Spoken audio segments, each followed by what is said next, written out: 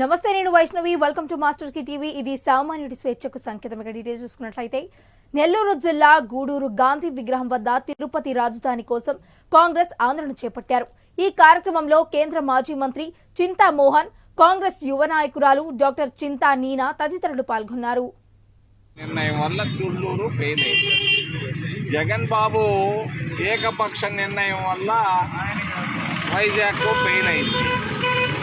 ఇప్పుడు రాజధాని తిరుపతి, దానికి ఆమోదయోగ్యం అందరూ పలుకుతున్నారు. నేను మొన్న విజయవాడకి వెళ్ళాను. వాళ్ళు అంటున్నారు తిరుపతి అయితే స్వామి కార్యం స్వకార్యం రెండు పూర్తి చేసుకోవచ్చు అంట. ఏందయ్యా స్వామి కార్యం అంటే దేవుడు దండం పెట్టుకోవచ్చు.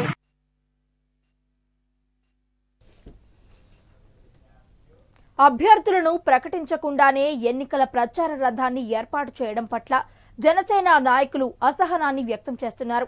అంబేద్కర్ కోనసీమ జిల్లా అమలాపురం నియోజకవర్గంలో ఇదే పెద్ద చర్చగా మారింది. పొత్తులో భాగంగా ఇంకా అమలాపురం అభ్యర్థిని ప్రకటించకపోయినా టీడీపీ మాజీ ఎమ్మెల్యే ఐతాబత్తుల ఆనందరావు ఎన్నిక ప్రచార రథాన్ని ఏర్పాటు చేయడం జనసేన నాయకులే కాదు, టీడీపీ నాయకులు సైతం అసహనం వ్యక్తం చేస్తున్నారు.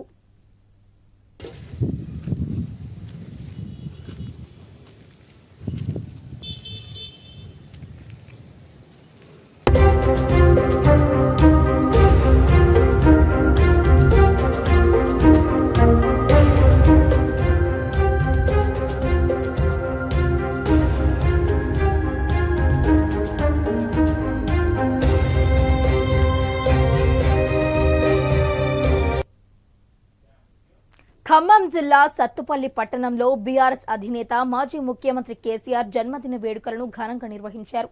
మాజీ ఎమ్మెల్యే సండ్ర వెంకట వీరయ్య ఆధ్వర్యంలో పలువురు ప్రజాప్రతినిధులు, బీఆర్ఎస్ నాయకులు పట్టణంలోని రింగ్ సెంటర్లో కేక్ కట్ చేసి కేసీఆర్ కు శుభాకాంక్షలు తెలిపారు.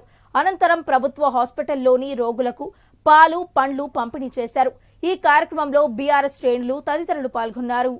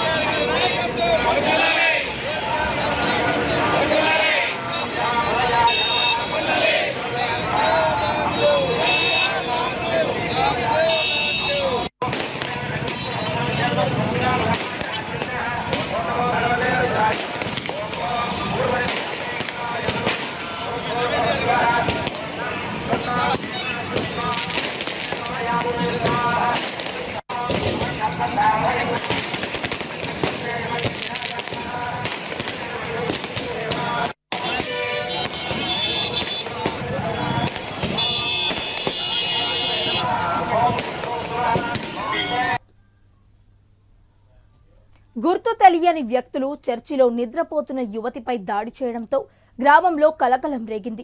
ఖమ్మం జిల్లా కల్లూరు మండలంలో ముగ్గు వెంకటాపురం గ్రామానికి చెందిన ఉషా అనే యువతి చర్చిలో నిద్రిస్తున్న సమయంలో ఇద్దరు గుర్తు తెలియని యువకులు చర్చిలోకి చొరబడి ఉషా పొట్టపై బ్లేడ్తో గాయపరిచారు. నోట్లో గుడ్డలు కుక్కి పొట్ట భాగం, చేతులపై దాడికి పాల్పడినట్లు ఉషా తెలుపుతోంది.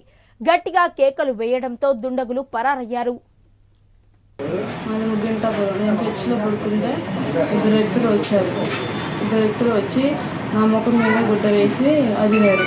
ఒక ఆయన కాలు పట్టుకున్నాడు, నా పొట్ట మీద కోసారు. నల్లగాను జుట్టు బాగుంది. నేను పడుకున్నా, నిద్రపోతుంటే నేను లెగిద్దాం అనుకునేసరికి వాళ్ళు నోట్లో గుడ్లు పెట్టేసరికి నాకు ఊపు రాలేదు. కాళ్ళు కూడా పట్టుకున్నాను. తర్వాత ఒకసారి గట్టిగా అరిసేసరికి వాళ్ళు వెళ్ళిపోయారు. బయటకు వచ్చి మా అన్నయ్యని పిలిచాం. మా అన్నయ్య రాలేదు. మా పెద్దనాన్న వాళ్ళ ఇంటికి వెళ్ళి మా పెద్దనాన్న చెప్పారు. మా పెద్దనాన్న వాళ్ళు వెళ్ళి చూశారు, వాళ్ళు కనపడలేదు. గుర్తుపెట్టి వచ్చి తల అనుకుంటున్నా. అమ్మాయి ఇక్కడ చర్చిలో పండుకున్నాక Rajahmundry rural sitting MLA Gorantla Butchaiah Chowdary seat తనకే ఖరారయ్యిందని ప్రకటన నేపథ్యంలో కందుల సమావేశంలో స్పందించారు. ఈ సందర్భంగా ఆయన మాట్లాడుతూ సీటు తనదేనని ప్రకటించుకోవడం సరికాదని అన్నారు. జనసేన అధినేత పవన్ కళ్యాణ్ తనకే రాజమండ్రి రూరల్ సీటు వస్తుందని తెలిపారని కందుల వెల్లడించారు. సిట్టింగ్ ఎమ్మెల్యేలకు టీడీపీ చంద్రబాబు సీట్లు ప్రకటించినప్పుడు పొత్తుల ఊసు లేదని, ఆ తరువాతే టీడీపీ జనసేన పొత్తుల కుదిరాయని గుర్తు చేశారు. రైతులకు రావాల్సినటువంటి వడ్డీ రాయితీ కానీ, రైతులకు ఇవ్వవలసినటువంటి కరెంటు కానీ ఇవేవి కూడా ఇచ్చేటువంటి పరిస్థితిలో మీరు లేరు. అందుకే ఇవాళ రైతులు తిరగబడుతున్నారు. ఉద్యోగస్తులైతే ఎప్పుడు ఎన్నికలు వస్తాయో వచ్చిన వెంటనే ఈ ప్రభుత్వాన్ని ఎప్పుడు ఇంటికి సాగనంపుతాం అనేటువంటి తహతహలాడుతున్నటువంటి సందర్భాన్ని మనం చూస్తూ ఉన్నాం. అన్ని రకాలుగా జాబ్ క్యాలెండర్ లేదనేటువంటి ఆలోచనతో నిరుద్యోగులందరూ కూడా ఎంత ఇబ్బంది పడుతున్నారో మనం చూస్తూ ఉన్నాం. ఇలా చూస్తే ఈ రాష్ట్రంలో ఈ ప్రభుత్వం వచ్చిన తర్వాత ఏ ఒక్క రంగం కూడా అభివృద్ధి సాధించినటువంటి పరిస్థితిని మనం చూస్తూ ఉన్నాం. ఏ సెక్షన్ కూడా ఆనందంగా లేని పరిస్థితిని మనం చూస్తూ ఉన్నాం. ఇక అందరూ చేతులు పెట్టి నమస్కారం పెడుతున్నారు, భగవంతుడిని కోరుకుంటున్నారు వారి ఇష్టదైవాలని.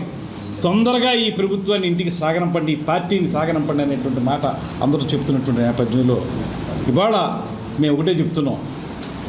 కొంతమంది కొత్తగా వచ్చిన వాళ్ళు చెప్తారు ఈ పార్టీ అత్యాసకపోతుంది జనసేన పార్టీ అని. ఇవాళ ఇంత ప్రజా వ్యతిరేకతను మూటగట్టుకున్నటువంటి రాష్ట్రంలో మారుమూల ప్రాంతాల్లో నివసించే వారికి సైతం సీఎం జగన్మోహన్ రెడ్డి పెద్ద ఎత్తున సంక్షేమ పథకాల ప్రయోజనాలు అందిస్తున్నారని మంత్రి వేణుగోపాలకృష్ణ అన్నారు.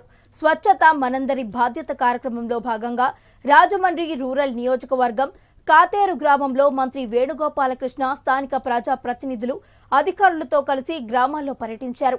అనంతరం గ్రామంలో స్వయంగా మురుగు నీరు పారుదల సరిగ్గా లేని డ్రైనేజీని మంత్రి పారతో క్లీన్ చేశారు. ఎవరిని ప్రశ్న ఆయన ప్రశ్నించాలి ప్రజలందరూ. అసలు నువ్వు దేనికి వచ్చావు, దేని సొంతం? ఈ దేశంలో వినకూడనటువంటి ఒక మాట మాట్లాడుతున్నాడు. అసలు ఈ ప్రజాస్వామ్యం దేనికి ఉందంటే, చెప్పాను కదా గాంధీ స్టోరీ. ప్రజాస్వామ్యం దేనికి ఉంది?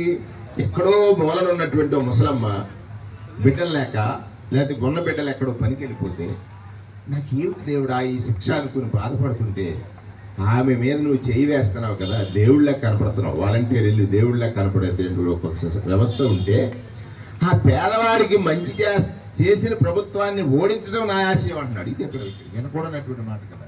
ప్రజాస్వామ్యవాదులు కానీ రాజ్యాంగాన్ని గౌరవించేవారు కానీ దీని గురించి ఆలోచించాలి. వాళ్ళిద్దరూ కలిశారు. ఇద్దరే కాదు, ఇంకా చాలా మంది కలుస్తున్నారు. నేనేమంటానంటే ఆశయం ఒక పక్కన ఉంది, ఆశపరులు. శ్రీకాకుళం జిల్లా ఇచ్చాపురం ప్రభుత్వ పాఠశాలలో విద్యాశాఖ ముఖ్య కార్యదర్శి ప్రవీణ్ ప్రకాష్ తనిఖీలు చేపట్టారు. ఆయన రాకతో విద్యాశాఖ అధికారుల్లో గుబులు మొదలైంది. అనంతరం విద్యార్థులతో ముచ్చటించి బోధన పద్ధతులను విద్యార్థుల ద్వారా తెలుసుకున్నారు. ఇచ్చాపురం మండల విద్యాశాఖ అధికారులు ప్రభుత్వ ఉపాధ్యాయుల పట్ల తీవ్ర అసంతృప్తి వ్యక్తం చేశారు. పలువురికి కౌన్సిలింగ్ కూడా ఇచ్చారు. బోధన పద్ధతులు మార్చుకుంటే ఉపేక్షించేదే లేదని హెచ్చరించారు. పక్కన పెట్టింది 6th to 9th ఎంతమంది కావాలి? 6th 206 మంది అండి. 6th కాదు, 6th 6th to 10th 6th లో కూడా Telugu medium, 10th class Telugu medium.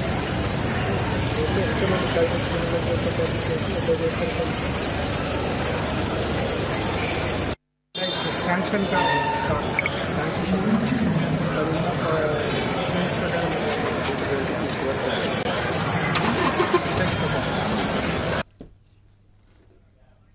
Wanaparthy జిల్లాలో పట్టణ అధ్యక్షులు రమేష్ గౌడ్ ఆధ్వర్యంలో మాజీ సీఎం కేసీఆర్ జన్మదిన వేడుకలు ఘనంగా జరిగాయి. ఈ సందర్భంగా జనరల్ ఆసుపత్రిలో రోగులకు పాలు, పండ్లు, బన్నులు పంచి అనంతరం మార్కెట్ యార్డులో రైతుల సంక్షేమంలో కేక్ కట్ చేసి శుభాకాంక్షలు తెలిపారు. ఈ కార్యక్రమంలో చైర్మన్ గట్టు యాదవ్, వైస్ చైర్మన్ వాకిటి శ్రీధర్, గ్రంథాలయ చైర్మన్ లక్ష్మయ్య, యువజన అధ్యక్షులు సూర్యవంశం గిరి తదితరులు పాల్గొన్నారు.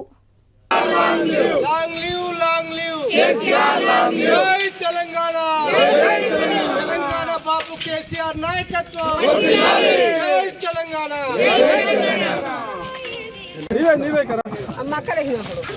రైతులకి రాండి పంచదార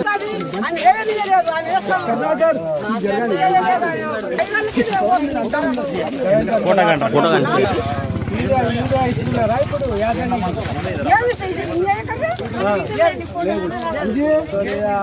వదిలిదారా 500 బోనస్ ఇస్తానే కదా రైతు బంధు వరకు తీసుకోండి 10 రైతు బంధు సేవలో మనకు మిస్టేక్ వస్తుంది